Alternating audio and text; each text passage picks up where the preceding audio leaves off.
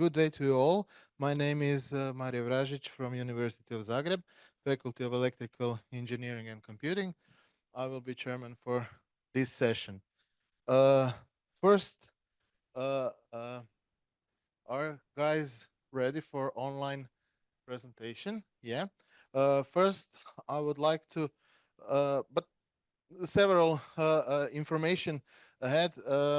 We have, they say 18 minutes. I will try to limit it to 15 minutes, and probably 1 or 2 minutes over that time will not produce any problems.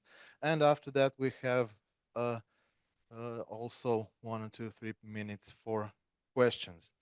First, we have 5 papers here. First, I would like to ask Mr. Nikola Dankovic Yes. To present a paper, Robustness Stability Analysis of High-Order DPCM Prediction Filters. What? Good afternoon, everyone. Do you see slide? Okay. Okay. Okay.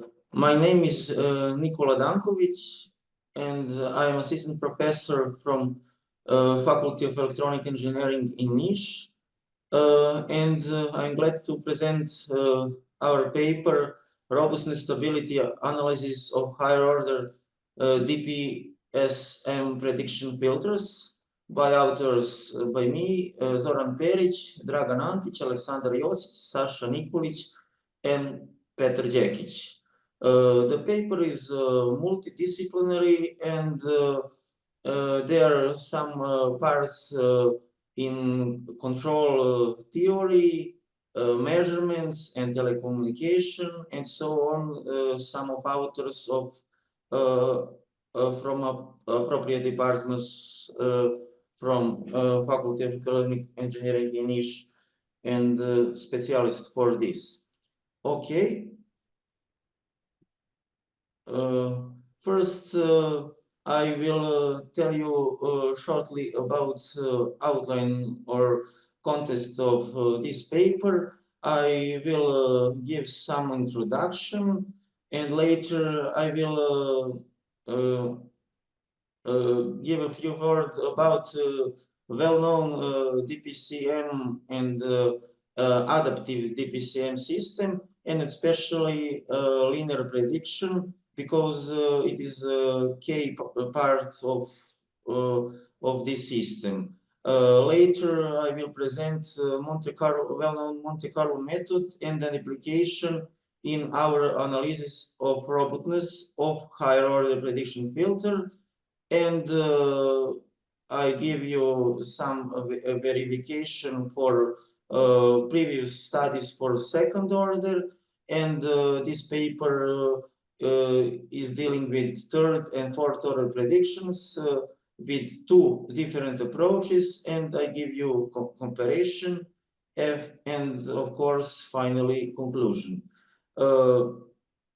In our previous paper, we perform analysis of some other properties of DPCM system, like stability and sensitivity.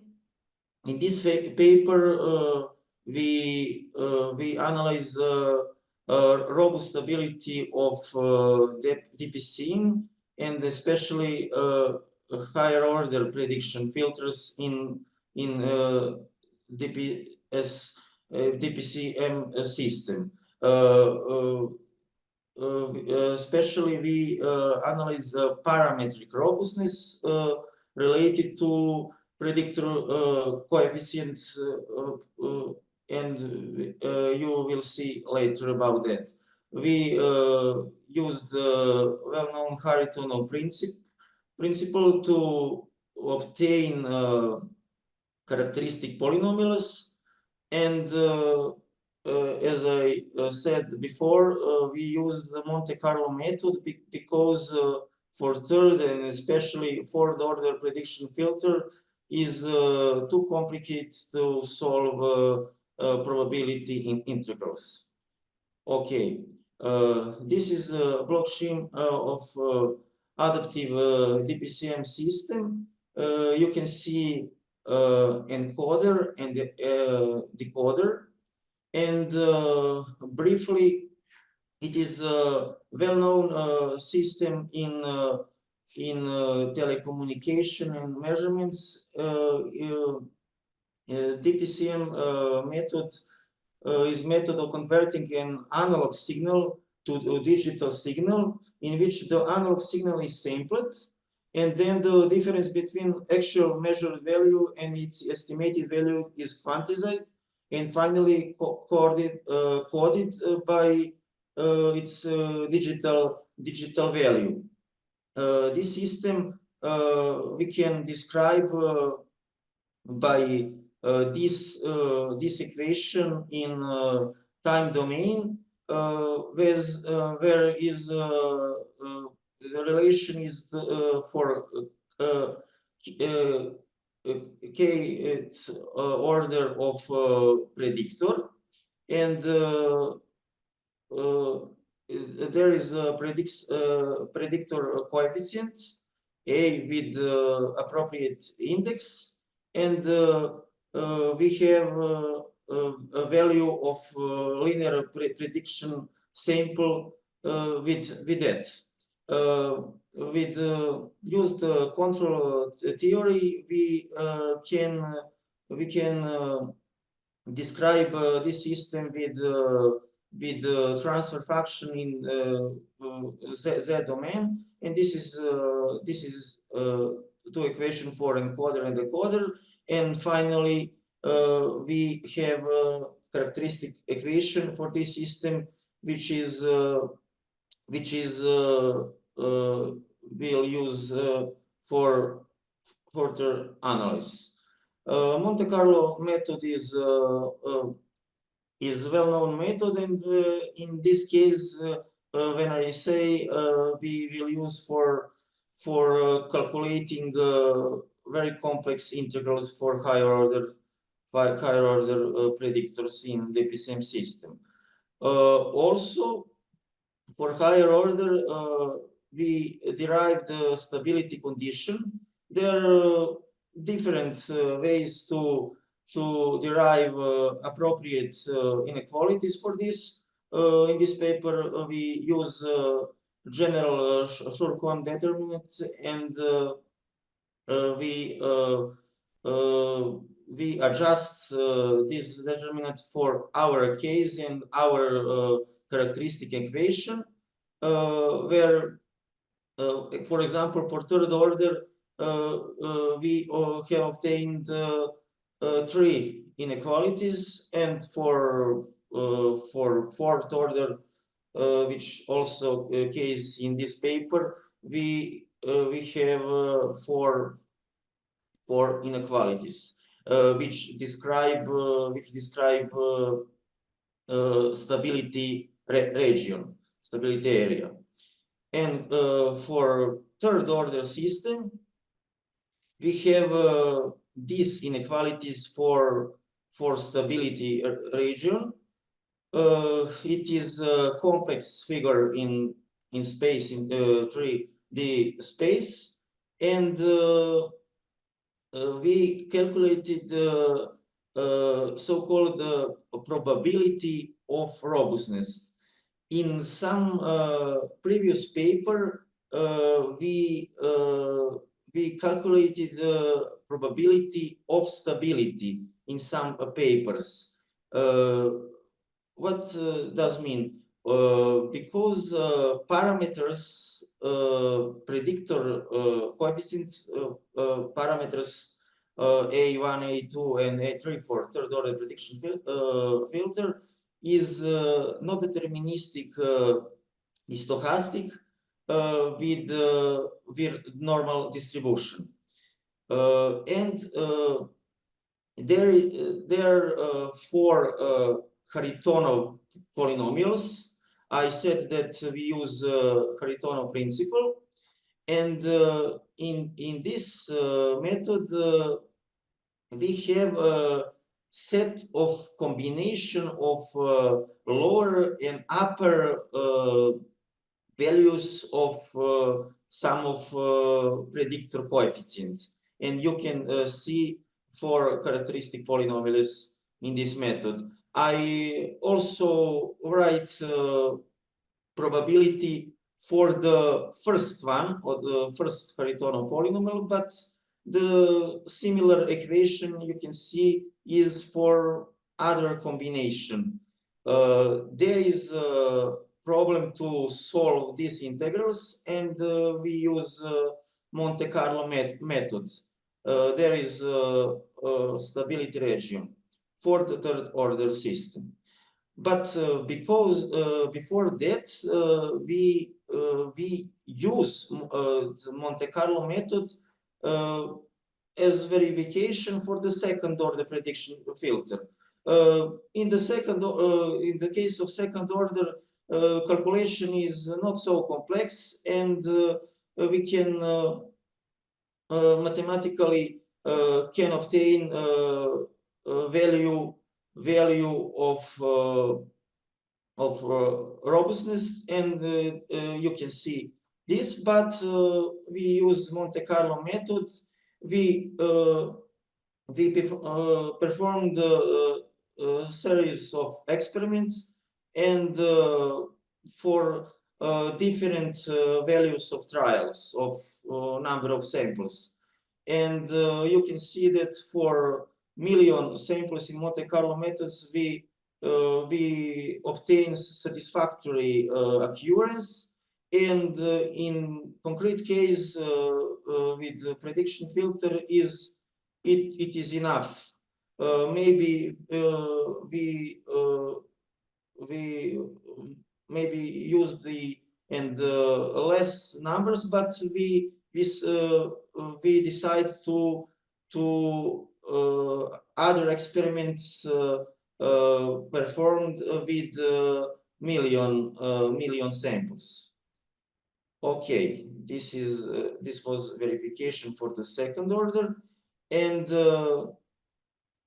experiments was performed for a recorded speech signal with the length of 12,000 samples and sampling frequency of 8 kilohertz. And I say it for Monte Carlo simulation.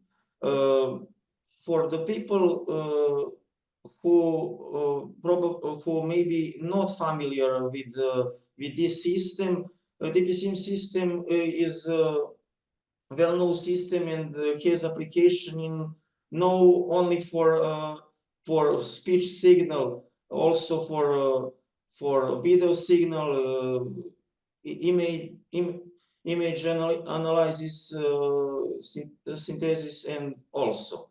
But in our paper we perform experiments like some other papers only for speech signals, and finally uses when we applied the Haritonov method and also Monte Carlo method, we obtain the following results.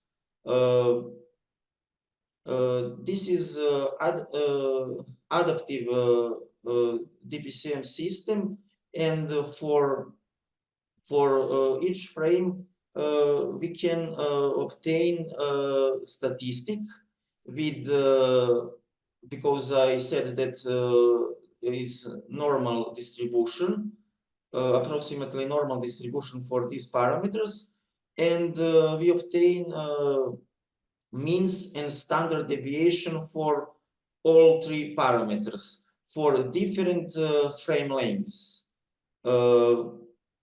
And we next is to apply our Haritonov method, and you can see that, for example, for first predictor parameter, lower value, lower limit is for values of frame length 10, and upper limit is for M is equal 150. Then we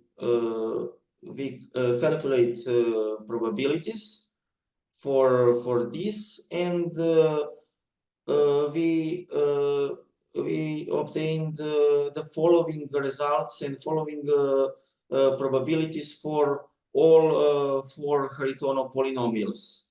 And according to method, we also calculated total probability, because probability is have these values. Total probability is small, but like these values is total probability also can be useful for some other analysis, correlation with, for example, signal noise ratio and gain prediction, and some other very important parameters which define performance of each DPCM system. This is a result for third order. And sorry, Nikola, go to conclusion. You have only 1 minute left. Okay, sorry. This is a robustness for fourth order prediction filter. There is a similar equation and so on results, and we have also probabilities for this. This was one approach, but because of very large differences between upper and lower limits, we suggest one other approach. This is a statistic and graphically illustrated for our prediction coefficient. And this is second another approach. In this case, we fixed frame length. We also present results for 100, but we have also results for other frame lengths. And you can see that differences in this case are small with concrete parameters with repeated experiments. And we also obtained equation. We don't have enough time to say some other advantages of this method, but when we see and supervise these values, we can design a system with better performance correlated with robustness stability in this case. And there are some notes about future work about complete DPCM system with quantizer and so on, and can be also apply this method for higher order systems. And I say about correlation with important parameters in this system and probability of robustness, which is topic of this paper. Thank you for your attention. Okay, thank you very much for very nice presentation of your work. Is there any questions here from the audience? Okay, we can congratulate Nikola. Thank you. If there is no question, I have one question from Okay. my point of view, which is not so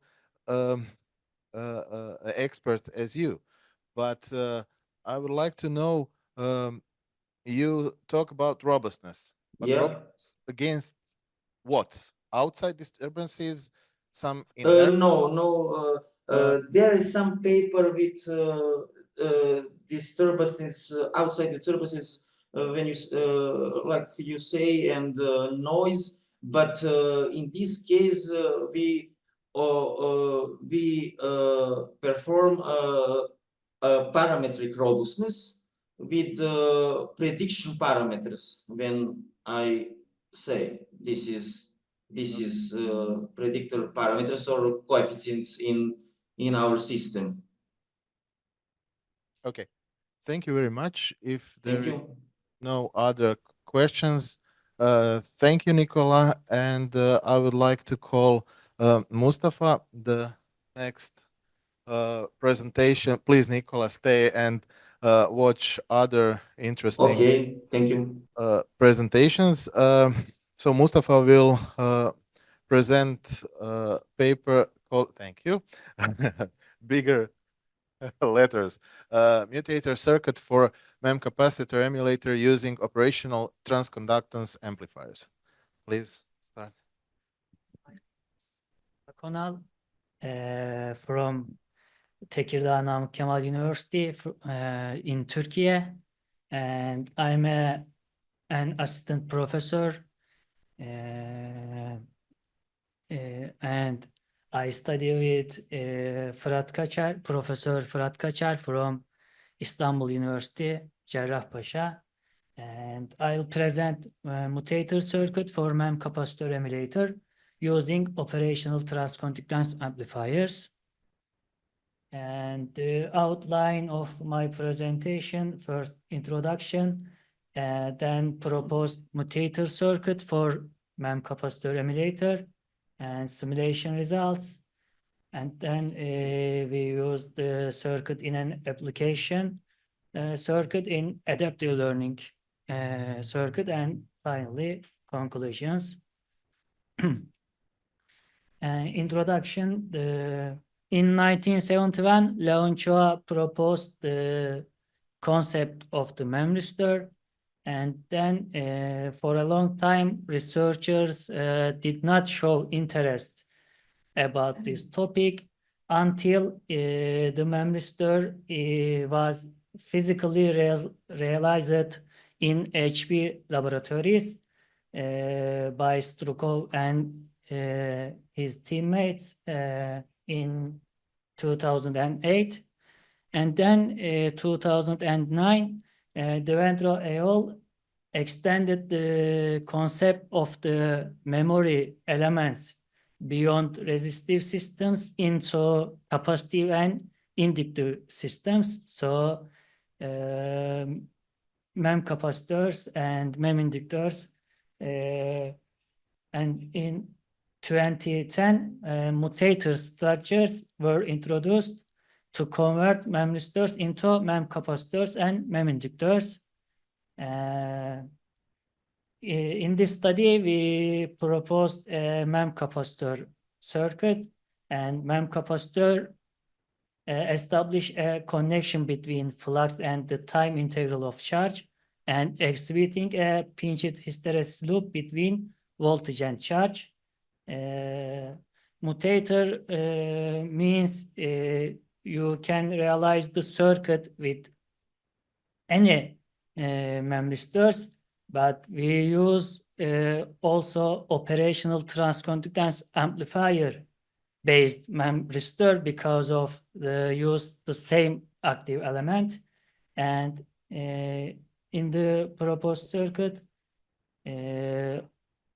we use operational transconductance amplifiers and a capacitor, a resistor, and a memristor. And also in memristor circuit we use again one operational transconductance amplifier and one capacitor and one resistor and one multiplexer. You will see the key features of our presented circuit is electronical tunability, and the circuit exhibits memory characteristics, and in order to use its applicability we use in a adaptive learning circuit.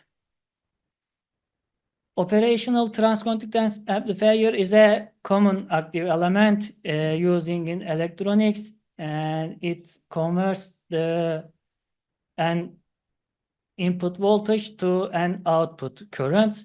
So the terminal relationship of an operational transconductance amplifier is I out P equal to minus I out N, and it's equal GM multiply VP minus VN, and this is here the GM is the transconductance gain of the operational transconductance amplifier, which is the ratio of output current to input voltage.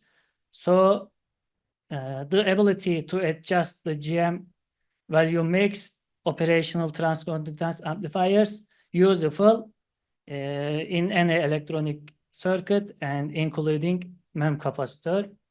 And we use an ideal operational transconductance amplifier. So the equivalent circuit of an ideal OTA, I will say, given in figure B.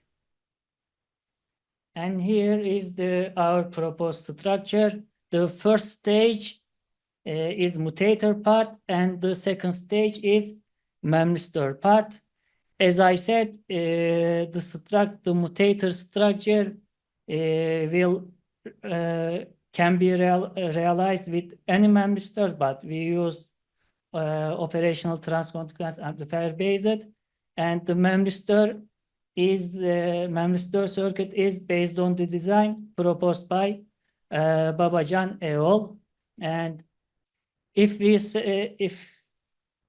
the memristor value of the memristor is expressed as MQ, the memcapacitance value of our circuit can be expressed as seen in the equation. And the passive circuit elements are chosen in the Mutator stage. Capacitor is 10 picofarad, resistor is 10 kilo ohm, and in the memristor stage, capacitor is 900 nanofarad and the resistor is 15 kilo ohm, and the transconductance gain GM is chosen as 1.9 millisiemens. Simulation results. One of the key characteristics of Memcapacitor is their ability to exhibit a pinched hysteresis loop.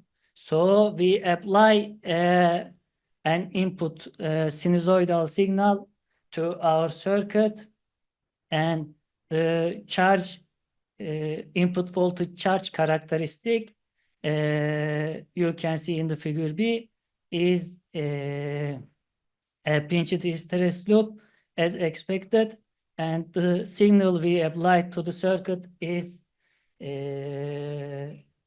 100 millivolt amplitude and 1 kilohertz frequency.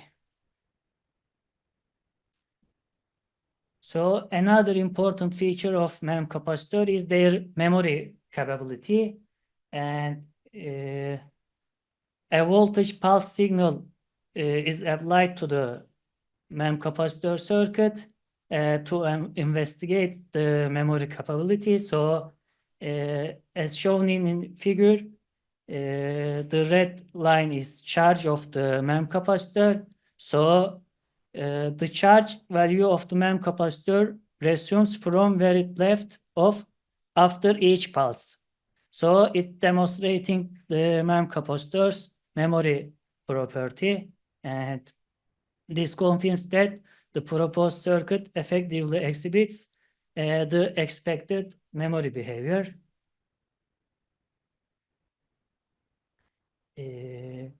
Also, we use Memcapacitors single and parallel connected because the charge of a Memcapacitor is directly proportional to its Memcapacitance. So if the number of Memcapacitor connected in parallel increase, the total charge will increase. So 2 parallel connected MEM capacitors, 3 parallel connected MEM capacitors, and a single MEM capacitor are compared. And as expected, the highest charge value is obtained when 3 MEM capacitors are connected in parallel. So the blue one.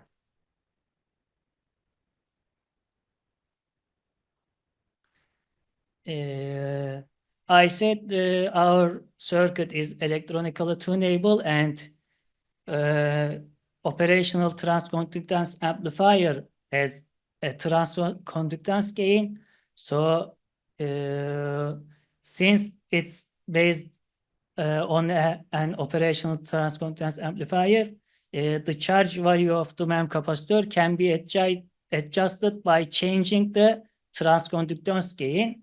And for different GM values, 1.7, 1.8, and 1.9 millisiemens, the input voltage charge characteristics of the circuit is obtained and given on the figure, as you see. Additionally, the charge value can also be adjusted by changing the passive capacitors, both in mutator stage and in memristor stage. In the mutator stage, the capacitor value affect the charge of the circuit. For different values of the capacitor in mutator stage, the pinched hysteresis loop is given in the figure. And also in the memristor stage, the capacitor directly affects the frequency of the circuit. So operating frequency of the MEM capacitor can be adjusted by changing the second capacitor in the capacitor in the memristor stage. So for 100 Hz frequency, 1 kHz frequency, and 10 kHz frequency, if we change the passive capacitor, we can obtain the pinched hysteresis loop of the MEM capacitor for different frequencies. Application of the circuit. We use the proposed circuit in an adaptive learning circuit, and in order to investigate the applicability, the circuit, the structure was utilized in adaptive learning circuit for mimicking amoeba behavior. Here, I try to explain the amoeba behavior. Amoebas respond to temperature change in a unique way. When the environmental temperature changes, they move faster or slower. They have a locomotive speed. So as the temperature shifts, their movement adjusts too. Over time, this change builds up even if the temperature changes slowly. And if the temperature stays the same for a while, the amoeba keeps moving at the same speed it reached. And this shows that amoebas may have a kind of a memory. And researchers have modeled this behavior by replacing passive elements in a series RLC circuit with memory elements. Here, the modeled adaptive learning circuit mimicking amoeba behavior was implemented by replacing the capacitor with our proposed MEM capacitor to demonstrate the effectiveness of the circuit. Here, the basic circuit elements, the resistor is chosen as 1 kilo ohm, and the inductor, passive inductor, is 1 nanohenry. Pulse signals with an amplitude of -100 millivolt are applied to the input of the circuit. You can see the black line pointed, and the output voltage is red. Here, I try to explain. In this setup, the input signal Vin represents the change in the temperature, and the output voltage, the red line, represents the change in the locomotive speed of the amoebas. So when single pulses were applied to the circuit at 8 millisecond intervals, the output signal was minus 73.8 millivolt for the first pulse here, and minus 84.1 millivolt for the second pulse. That is 8 millisecond intervals. When 3 pulses were applied to the circuit at 1 millisecond intervals, the output signal dropped to minus 89.8 millivolt. After 8 milliseconds, after 8 milliseconds, a single pulse was applied again, and the output signal was measured as minus 88.9.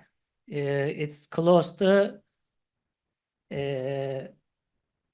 before signal. So it has been observed that when multiple pulses occur consecutively, the output gradually decreases, but when a single pulse arrives after some time, the output slows down instantly.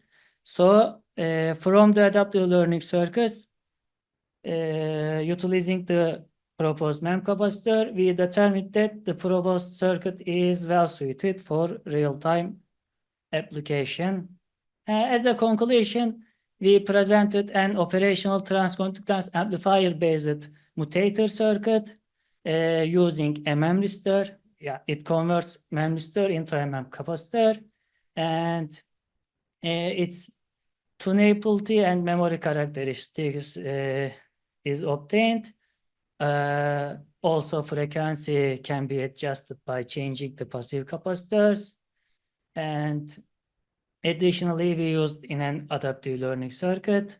The results highlight the potential of operational transconductance amplifier-based Memcapacitor circuits in various applications. Here, my references. Thanks for your attention and listening. If you have questions. Thank you, Mustafa. Any questions, please?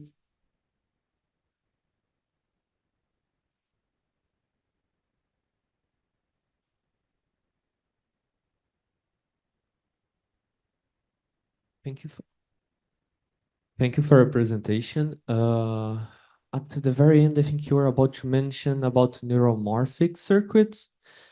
Can you tell me what are the implications of the Memcapacitor you are studying for the neuromorphic computing? Memristors and the other mem elements can be used in neuromorphic computing. We used in adaptive learning circuit, and there are some research they used in neuron circuits. So after our results, we can say it's efficient for adaptive systems and neuromorphic computing. Yeah. It's more efficient than the peer I don't know more efficient, but the memory elements is effective for these applications, I can say. Dear colleague, you got really interesting loops, and I have a simple question related to them. Did you try to validate your results experimentally? No, for this research, I didn't use this experimental, but I have another studies Memcapacitor and Memcapacitor structures. Sometimes in my before research, I used them in experimental this study, but I didn't. Okay. Additional questions, please? Well, thank you very much for your interesting presentation. And I will call now Jan. You are next. Third. Yeah. Third. Yeah. Yeah. No problem. It's okay. So, until you are ready. Sorry? Yeah. Until you are ready, I will read the name of your presentation, of your paper, Modeling Solar Irradiance Data for Energy Harvesting IoT Sensors. Please. Okay, thank you so much. In the first place, I would like to say you how happy I am that I can be here with you, hear your experiences, and be able to share with you my research. I came from Czech Republic. My name is Jan Choutka, and I am a PhD student and part of a team from the Department of Cybernetics and Biomedical Engineering at VHB, which is Faculty of Technical University in Ostrava.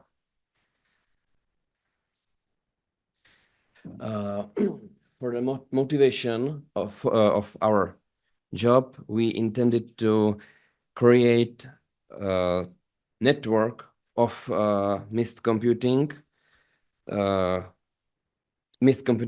nodes that behaves and share data in basics of their battery capacitance. But we wanted to create those IoT nodes batteryless, which means that we wouldn't be able to use batteries, but we would use a supercapacitor instead of batteries. For this purpose, it means that we will have much less amount of energy, and by using solar panel models, we do not supply, or we do not have supply enough energy through the whole year. There can be storms, or during winter the amount of energy for the IoT networks drop down. So we needed to create some mathematical model to support our future experiments or our future thesis.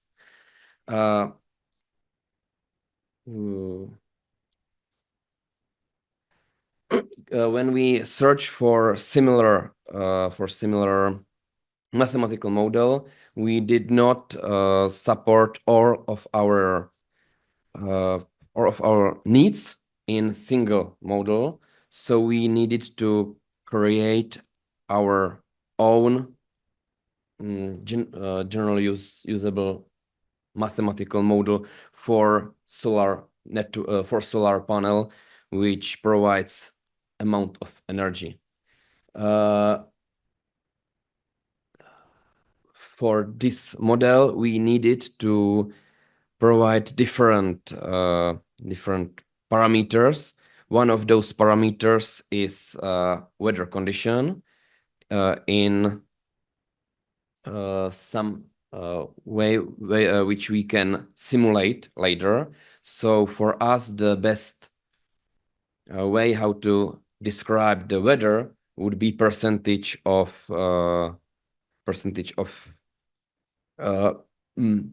energy passed through the clouds.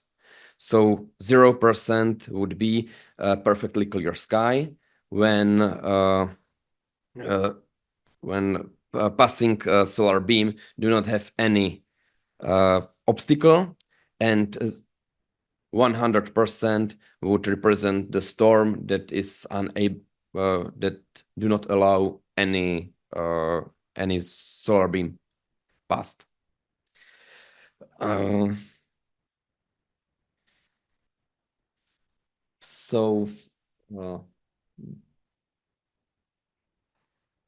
this is first 3 points of my presentation here, but for the next part, I would like to talk about how to obtain the way that we describe. When we wanted to obtain the data from the weather stations to support our information for the model about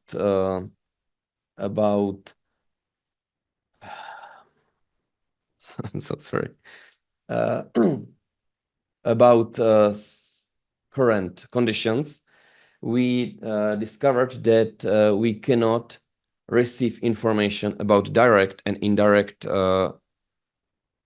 irradiance separately.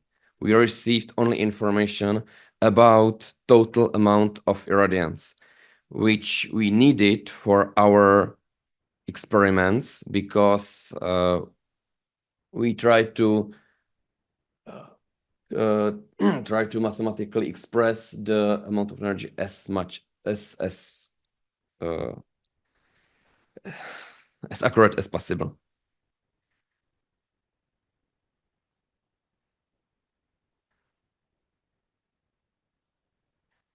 I would like to jump directly to describe the design of the model, because this is probably the most interesting part for you, where in the first place we needed to simulate the ideal energy beam, which was calculated by a location on the planet and current time for that particular point. From this, we calculated the azimuth and elevation of the solar beam passing through the atmosphere, and from those values, we have been capable to calculate the air mass. The air mass then has been applied for those values of the solar panel beam, which is constant for every point on the Earth, but the air mass lower the energy. By this, we obtained the intensity of the solar panel and its azimuth and elevation, and then we used those information for calculate the diffuse radiance and direct radiance. For the direct radiance, we then used and recalculated the equivalent area in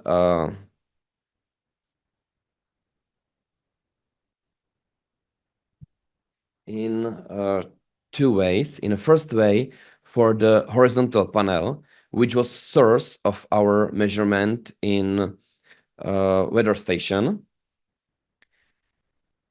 and sorry, is it no? I'm so sorry. And by this information, we could calculate the clear sky.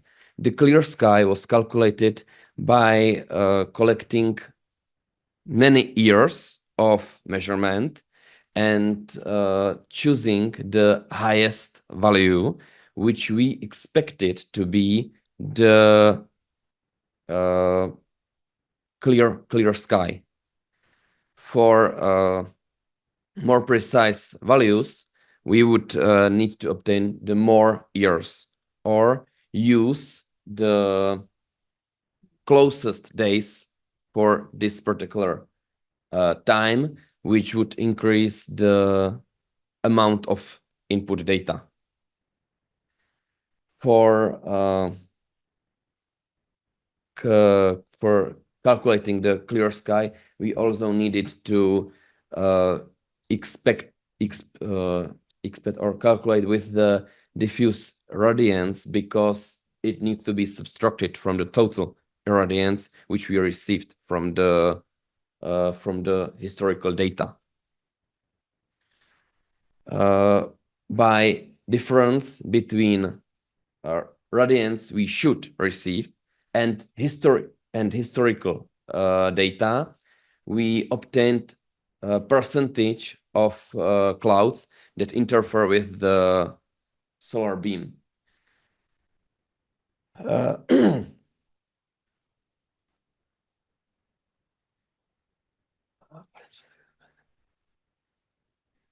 Next, we could apply those information to the calculation of solar radiance, which we obtained by calculating of the equivalent area for already tilted panel.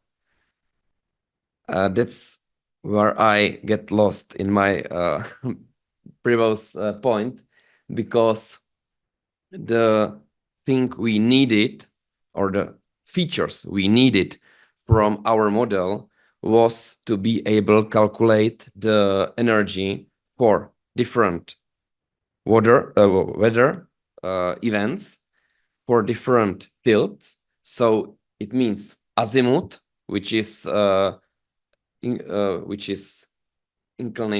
inclination in north-south way, and elevation, which is angle between solar panel and Earth. Another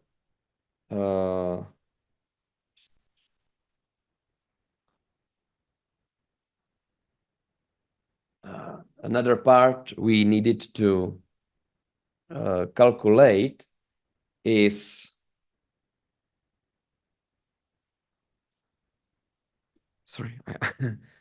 another thing we needed to calculate is the final energy which I get from the last point of our design model.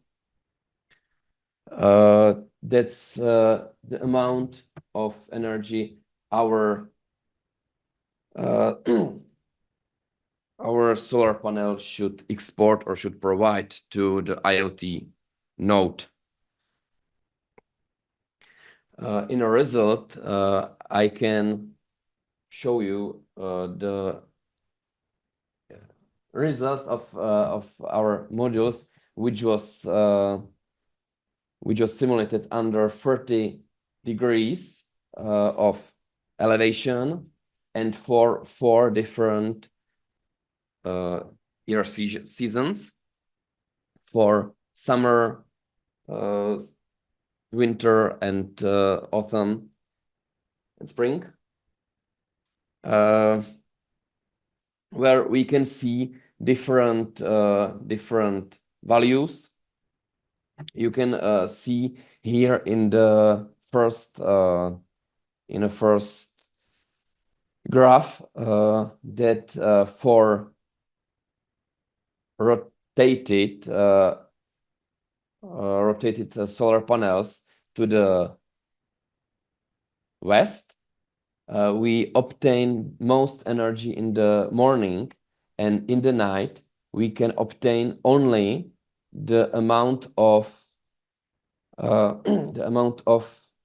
indirect irradiance.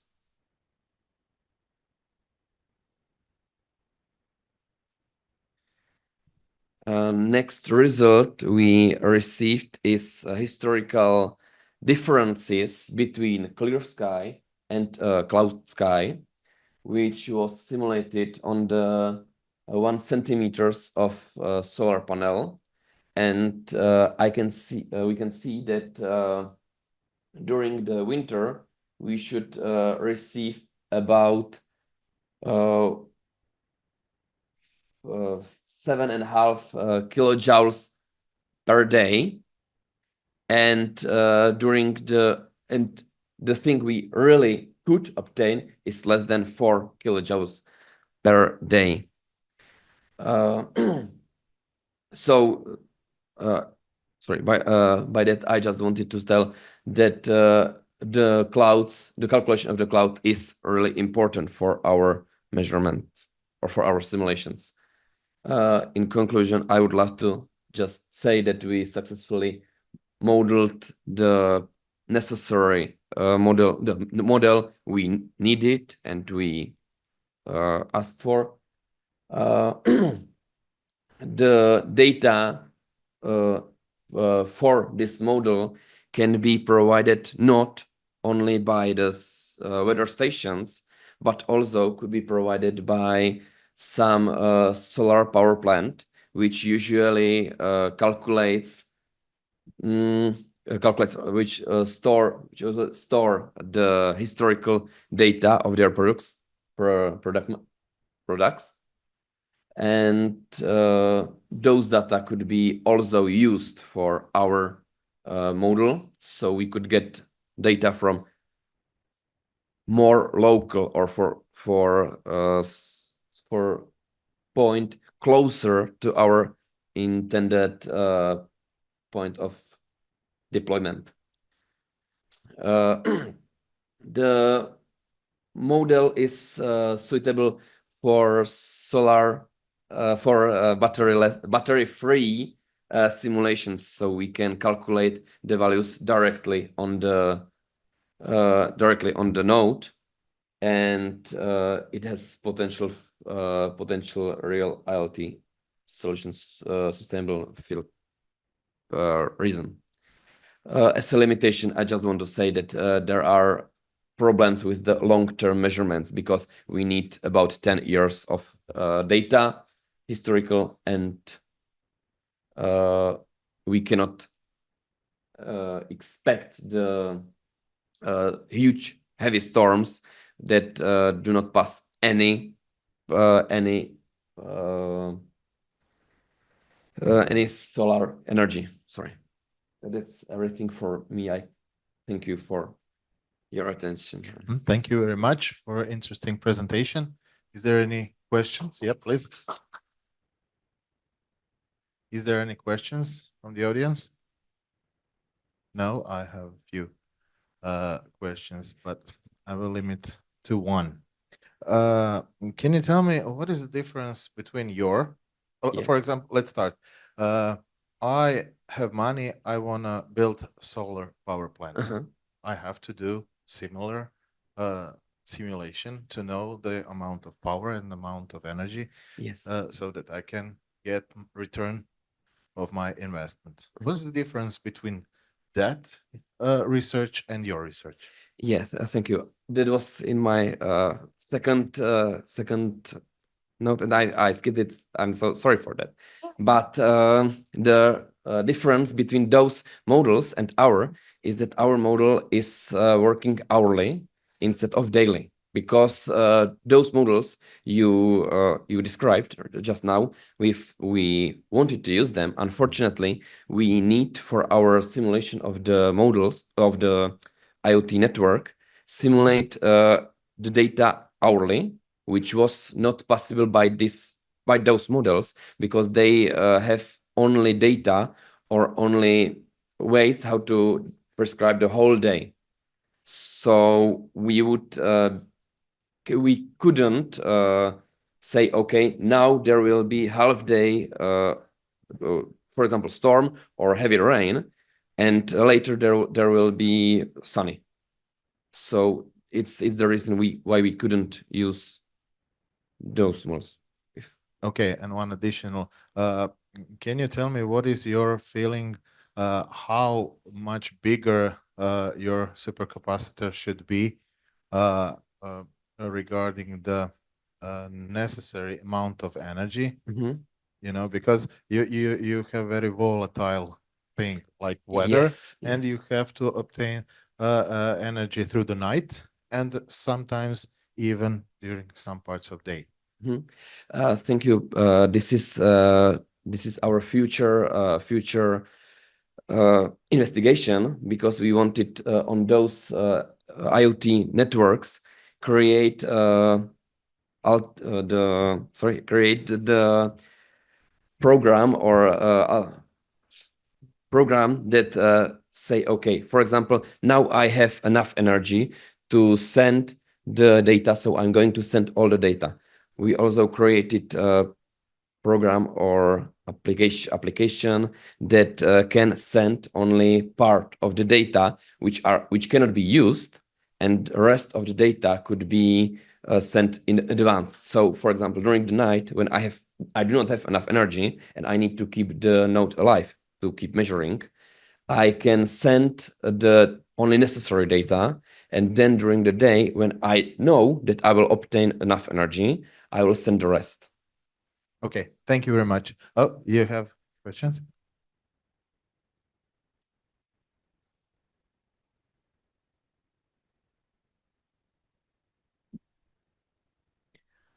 Regarding the data, you mentioned 10 years of data, and you were gathering them from weather forecast stations, I imagine. You mentioned we could do it on different solar power plants as well.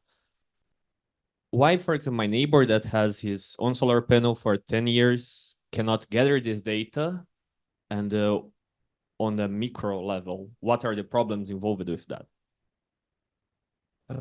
Why aren't you using the small solar panels around the city and collecting data from them to do these mods? What would be the problems with it? Sure, those small solar panels could be used.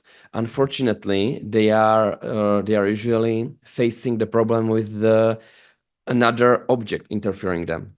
So, for example, there could be a lamp, or there could be part of the building which creates a shadow. And this problem, yeah, we could use them, but we would probably need to gather more of those solar panels data together and then compare them. But it would be definitely usable. Okay, thank you very much for Thank the you. presentation.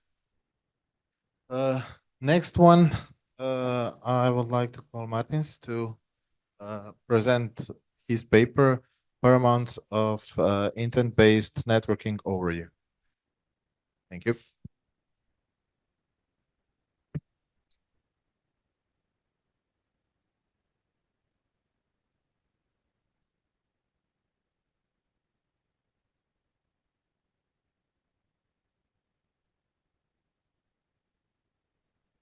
Hello everyone, my name is Martin Michaljans and I'm from Riga Technical University, and I will today present you our research on intent-based networking. So first of all, what it is. When we think about traditional networking, that's where every network device has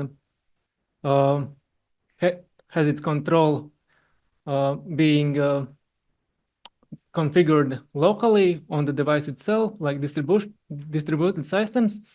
When we think about software-defined networking, that is the next step where network administrator configures it from centralized point, from controller network. And so this is the next level. It's network-based, it's intent-based networking, where the network administrator only tells the intelligent system what he wants without specifying what the actual network configuration should be. So it's for the intelligent system to actually decide on its own autonomically what the configuration of the network equipment should be. So let's go into the presentation. This is the content. And first of all, I will explain what an intent is. Then we will go through all the basic building blocks of intent-based networking. Then I will add what are our proposals to basically speed up the implementation of this intent-based networking into this in products, because now it's only in state-of-the-art technology. It's not yet used in commercial use. And next is what are some underlying technologies in use for this control system. And the last is conclusions. Okay. So what is intent-based networking? So let's start with what is intent. An intent is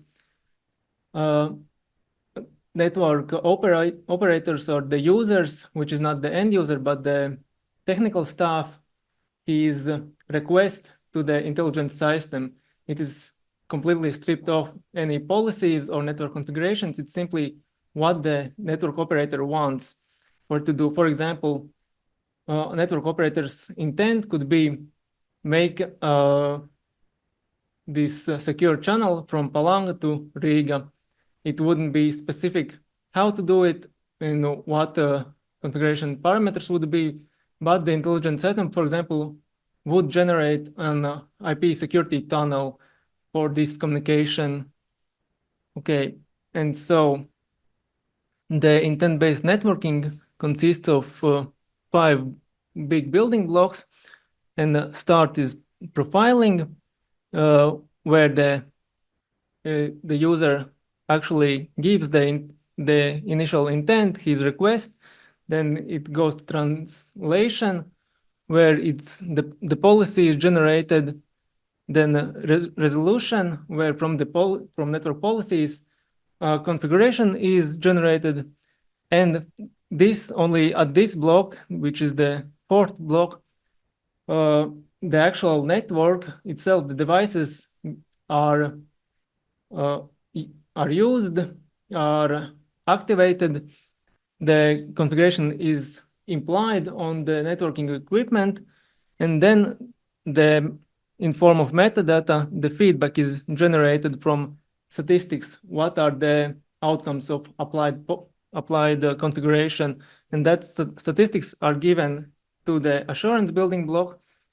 And this assurance uses artificial intelligence and machine learning to generate analysis, like predictions on what are going to be this network state, like in 4 hours or like immediately after the configuration setup process finishes. So, and will it work correctly? And so it gives back this feedback both to the user and to the resolution block. But let's now go into discussing each block individually. So first is profiling building block, where the users give their input to artificial intelligence and machine learning through different kind of input methods that can be used. So most common that you already probably have seen in use is this speech recognition that is heavily used in chatbots with the combination of generative artificial intelligence, where from multiple data sets, artificial intelligence can actually generate and understand what user wants. So, and then second best popular is GUI, or this graphical user interface, that holds pseudo configuration of the network with knobs and toggles that does not represent directly the configuration on the devices, but are simplified mechanisms for users to quickly generate some policies. So let's go on. The translation into policy. This is also a very important building block, where the intent, when it is generated, when the patterns and keywords are distinguished from the input, are translated into the policy itself. And what network policies usually are made up from 3 segments: event, action, and condition.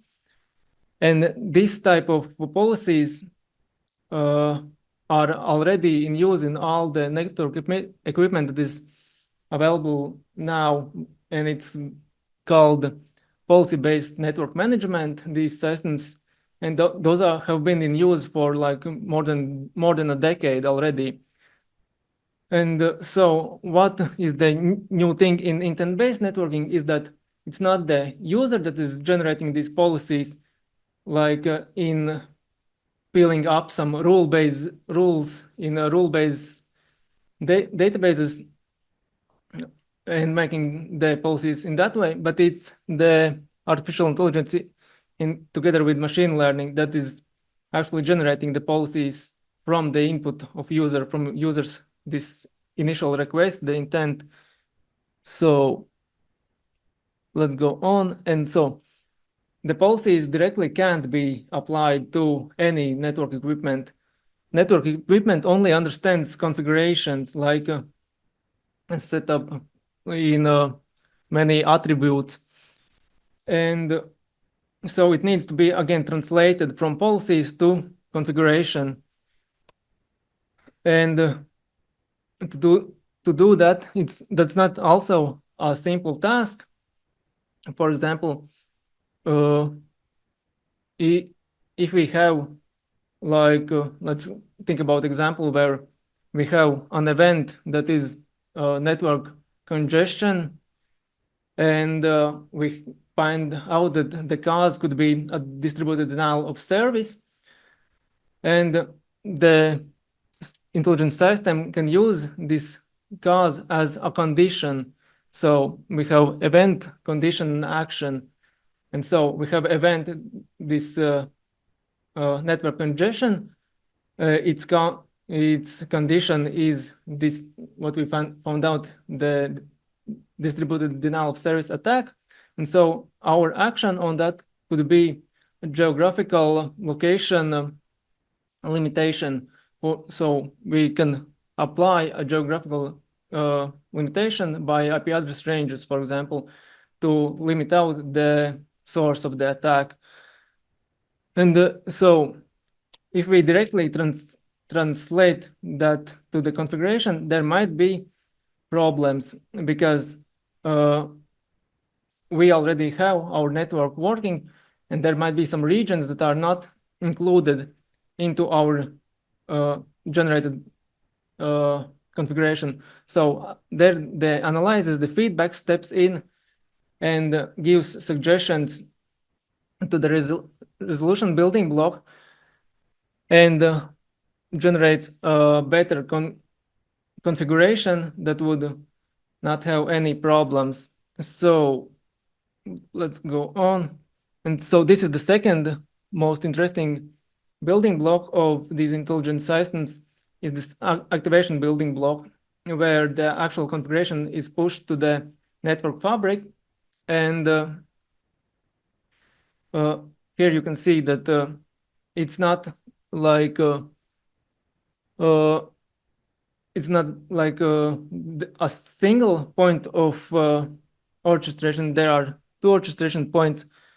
The intent-based networking, this AI model can push the configuration directly on top of these network equipment, but it also can use a locally placed network controller and through it orchestrate the necessary configuration.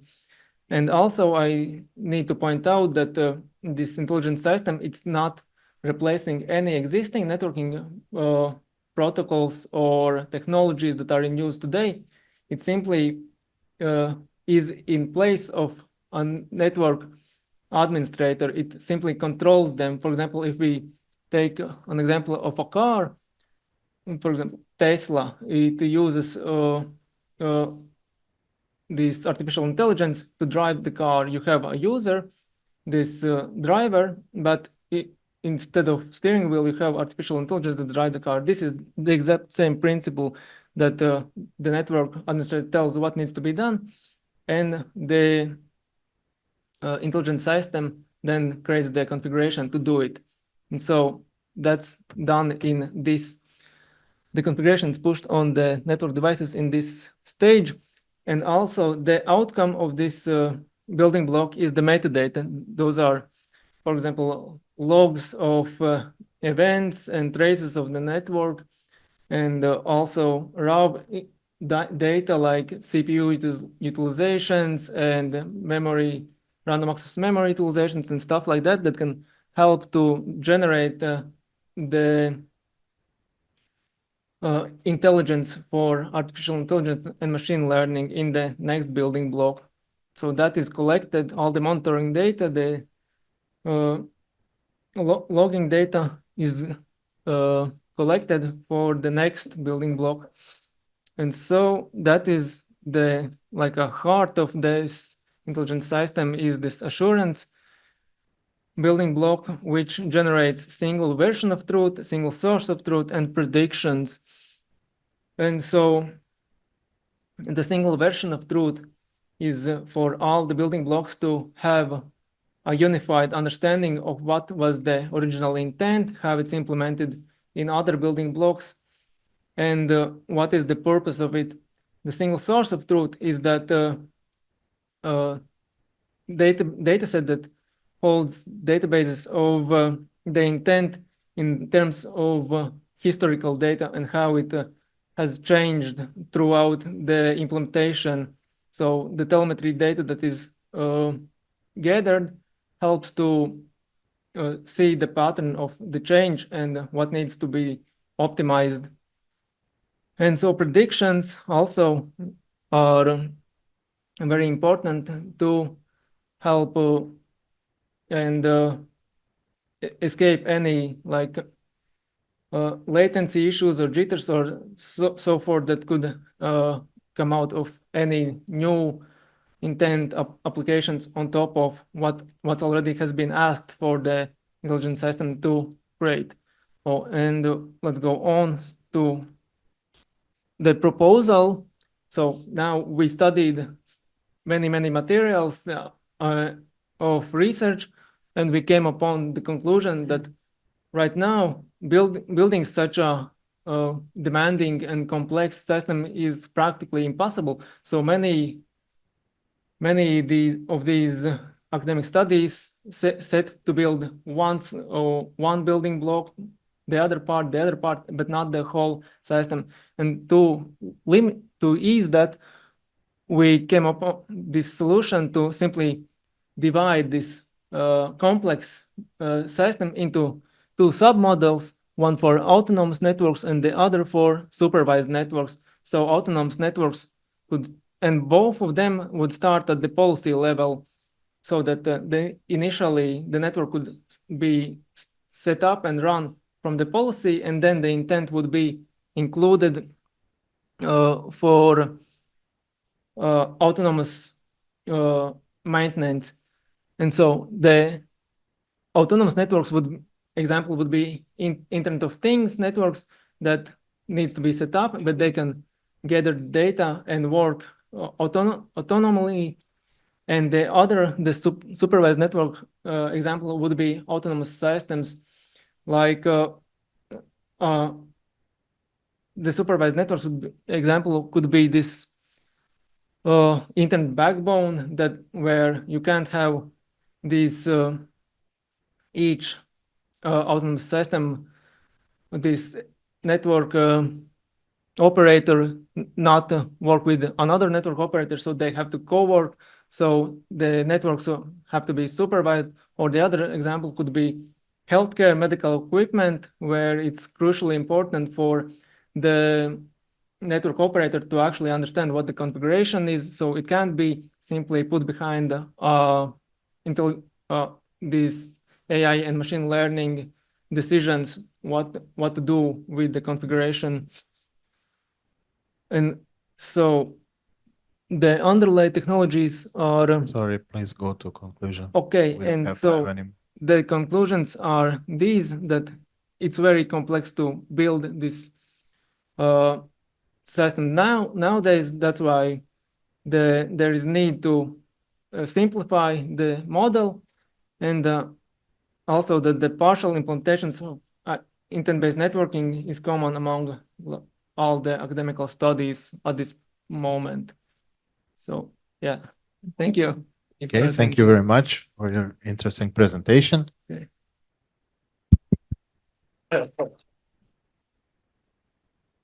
Thank you. Are there any questions for the colleague? This is somehow from different sessions, so I Sorry. think there are no here experts to have you to ask you any questions. So Okay. sorry. Oh, please. Is there any difference between Internet of the Things and your proposal? And I have a small confusion because you speak about the internet, and the internet is so huge. Yeah. So you completely lost. Even with your, suggestion, you could not determine what you are doing. And what is the second one that I'm missing? I not see any literature review, at the slide to you already investigated. The third one, is there any mathematical background of the structure or the model? Or if you don't know right now, we can speak about it in the future. Thank you. Thank you. Okay. I quickly this is like from the difference from the Internet of Things. This is only the control plane that would control the Internet of Things. It's not replacement of it. It's only to control it. This is the system that would give you simplify your control of your network. Only that. Yeah. Okay. Thank you Yeah, very thank much. And now I would like to call Hassan, please, to present his paper, New Meta-Heuristic Approach for Designing Parkinson's Disease, for diagnosing Parkinson's Disease over audio signals. Please. Hello, everyone. Dear Chairman and participation, welcome to listen our research entitled A New Meta-Heuristic Approach to Diagnosis Parkinson's Diseases Throughout Audio Signal. First of all, I will I will share the content. Firstly, I will define the handling problem, and then the fundamental steps of immune plasma algorithms, or at the same time processing, will be explained. And after that, I will explain the proposed method. And finally, I will share the results, and the paper research is concluded. The Parkinson's disease is a neurological disorder associated with motor symptoms such as slow motion and a balance problem, and etc. In many cases, the Parkinson's disease is the second most commonly on the world.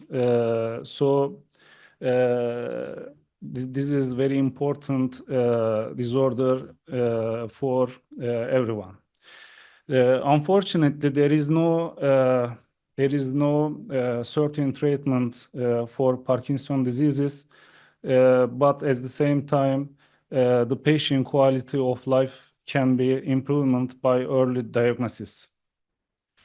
According to World Health Organization report, 5.8 million people have disability due to or because of the Parkinson's diseases. At the same time, they report that more than 300,000 people died in 2 decades. To Parkinson's disease, to detect or diagnose the Parkinson's diseases, the machine learning methodology can be used in the literature. So the easy way to diagnose the Parkinson's disease is the patient, the speech of quality of the patients is it's a tool to diagnosis. In the literature, I'm sorry, to diagnose the Parkinson's disease by using machine learning techniques, this depends on the designed features by expert. This is at the same time is very important, but we bring to some drawback. This because of depend on the qualified detection is depend on the experiment, directly depend. To overcome this problem or this drawback, the future selection techniques can be implemented to diagnosis Parkinson diseases. To future selection methodology is defined as optimization problem. So in the literatures, artificial bee colony algorithms, genetic algorithms, particle swarm algorithms, well-known methodology in the literatures are used before our study. In 2020, the immune plasma algorithm has been proposed in the literatures. These algorithms modeled plasma treatment that's used the COVID pandemic. This essential recovery of the patient. This methodology. So Selçuk Aslan and Demirci has been modeled this plasma treatment procedure as a multi-heuristic optimization algorithms. They analyze. The immune plasma algorithm has been compared with well-known optimization algorithms, including genetic algorithms, artificial bee colony algorithms, and etc. The results show that the more effectively methodology immune plasma algorithms than compared than them. So the current success of immune plasma algorithms is the main motivation to our research. So we implement two immune plasma algorithms first time in the literatures to diagnose Parkinson diseases on audio signals. In immune plasma algorithms, the immune plasma treatment is modeled. So we analyze this procedure. It has the three main steps. We saw the procedure. First of all, the infection spread around individuals or around the people, and then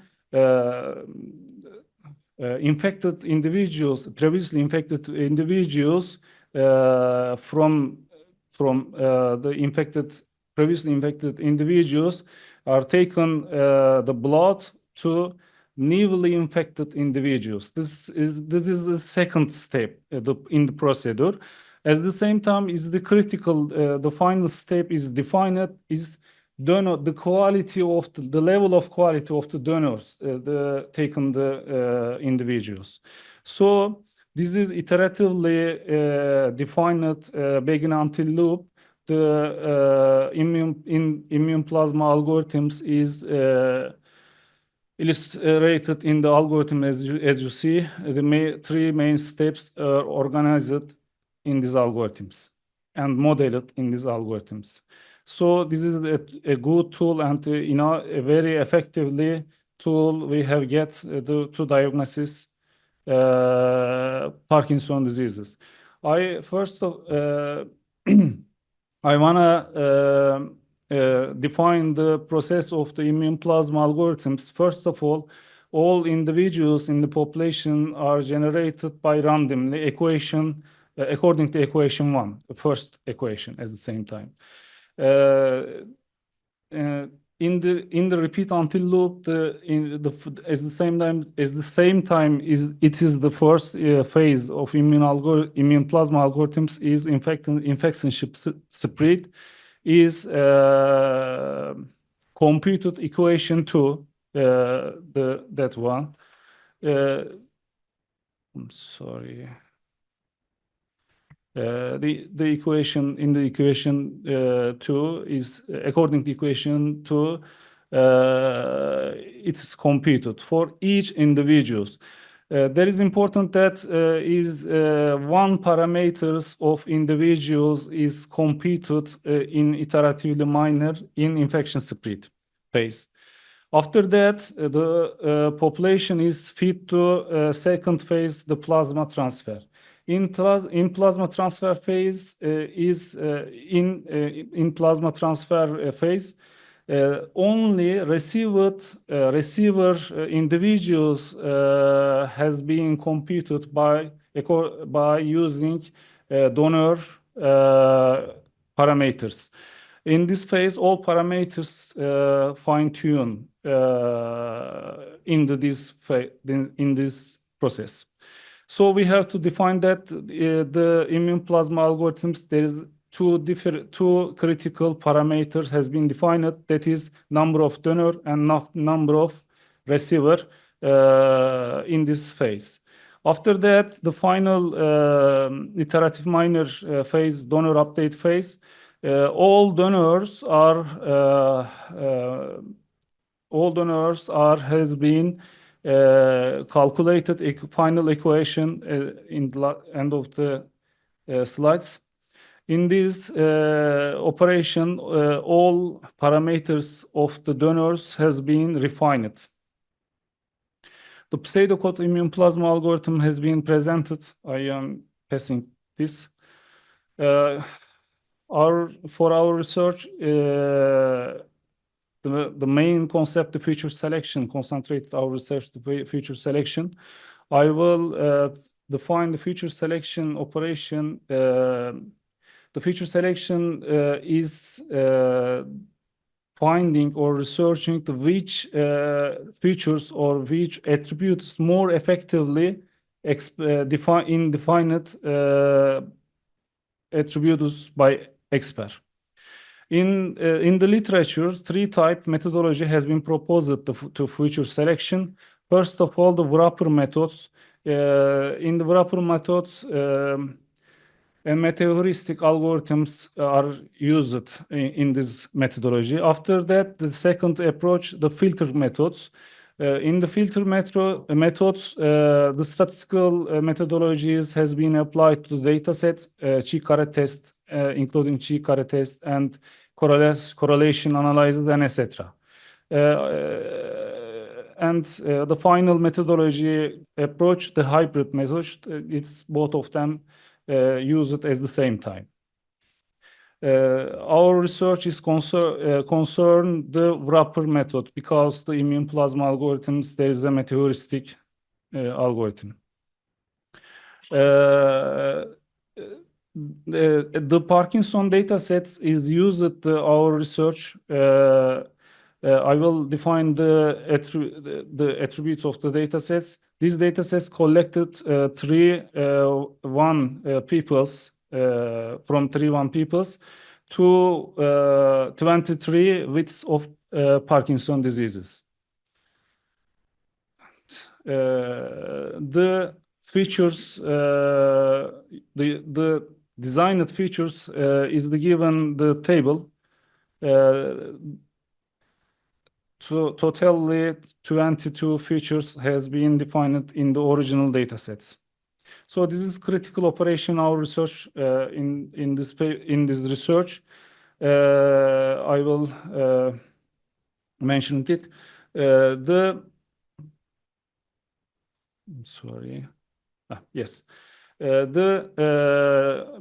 initial population is created as randomly before.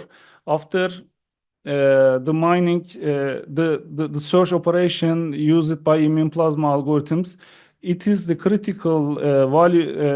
It is a critical operation. That's the fitness function or fitness values. Which one is the better? So the fitness function is operation presented in this slide. If all individuals or all each parameters are set to 0 to 1 as a double values, which means these values are using on search operation. But which attribute is better, which feature is better, we have to decide. So for all parameters, we have to shoot a threshold value. In our research is threshold values 0.5. And if each value is bigger than the threshold value, this means parameters 1, and we have to use these attributes for candidate solution or individuals, which after that or otherwise, if each parameters lower than the threshold values, this means that is parameter 0, and we unselected features from original dataset. So the designed as a double values converted to binary values in the fitness functions, and then the selected features for each candidates we get the subsets for individuals. This means, and they are classified. Okay, they are classified by using KNN algorithms, and we get the accuracy. These values is fitness values for each individuals. This is critical operation, and for all individuals, the algorithms search iteratively immune plasma algorithms until the maximum evaluation reached. After that, the best subset we obtained the searching operation. We obtained the subset for Parkinson diseases. We classify the Parkinson. So this is result our proposed methods. Just 2 minutes, okay? Sorry for this. Yeah, I know everybody bored. Yes, I know. Sorry for this situation. This is critical. KNN parameters is the K value is the 5 set in our research, and maximum evaluation in 10,000 for our methodology. At the same time, 10 cross-validation techniques used to each immune parameters in respectively. Each run repeated 10 times, so we obtained the average result to publish to you, and I will share our results. We analyzed which configuration or control parameters is better or more effectively to Parkinson diseases, and we get the combination run setup. Population set 10 to 40, and donor and receiver are set to 1 to 3. These values recommended in the original immune plasma algorithms. So the best combination and the highest score from the research 0.965 we handled. After that, the second important metric, the feature selection techniques, is at the same time reduction. The features is that is the 9.9. That's the 10 average, the 10 runs. Another critical metrics, the convergence optimization algorithms. We get the best result and the worst result illustrated in the graph. So as you see, nearly 2,000 evaluation, we get nearly the best result. So it's increasing the one parameter set. I'm passing this. In the literatures, there are a lot competitor methodology as in the same data set used, and we compare them. And as you see, genetic algorithms, particle swarm algorithms, and etc. Our methodology is the highest scored from the literatures. The research contribution to literature and novel AI-based Parkinson disease diagnosis methodology is developed. At the same time, the first time immune plasma algorithms used in medical data sets to feature selection. And thank you very much for your attention. Sorry, it's Okay, thank you very much long. Thank for you. interesting presentation. Thank you for Thank everyone. you. Any questions, please? Yeah, please. Not military, please.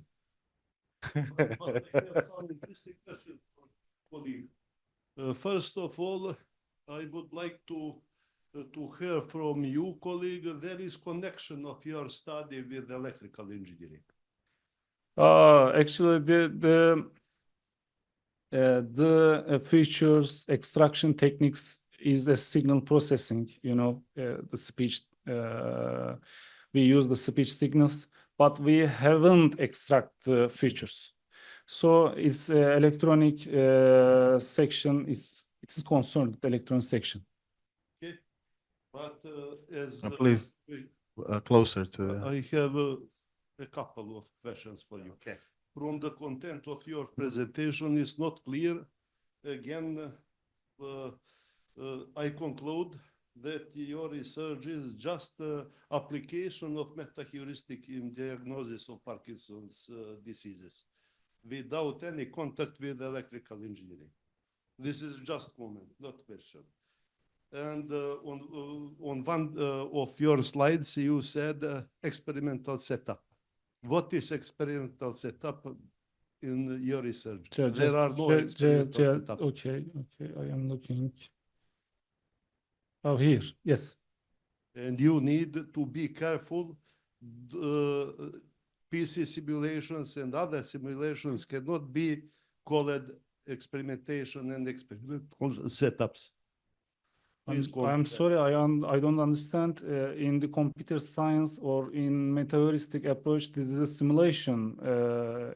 As you know, we haven't implemented to a real case.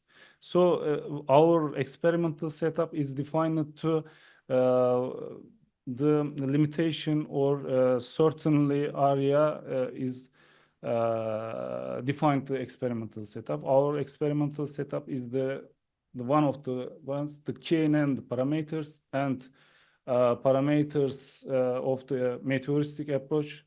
And so this is our experimental setup. I don't understand. Okay, and my group. Continuing the break because Okay, we will continue, but just. Yes. But just one comment, sorry. In next your research, be careful. Only physical models are experimental setups, rigs, apparatus. Okay. Because this is just simulation, PC simulations. And if you describe your PC and other hardware used for experimentation, that is setup, not this. So, thank you. okay, thank you very much. Thank you. I have a very small question. Okay. Now, does your method or algorithm is it acceptable for different languages? So you actually try to analyze speech from people, is it? As I understand. And when you analyze speech, Yeah. so if you have different languages, Yeah. can you distinct Parkinson's disease in different languages when people speak their native? Thank you very much. This question, these data sets for designed in English language. That's true. Maybe it can be different language by language. It's maybe affected the results, but this is concerned with the future extraction process. We haven't concerned that process to our research. So if design the other language to Parkinson disease, the speech signals, we can implement it. Thank you very much. Okay, thank you very much. And thank you all for a very nice session. Thank you. Bye. Thank you very much, everything. Thank you.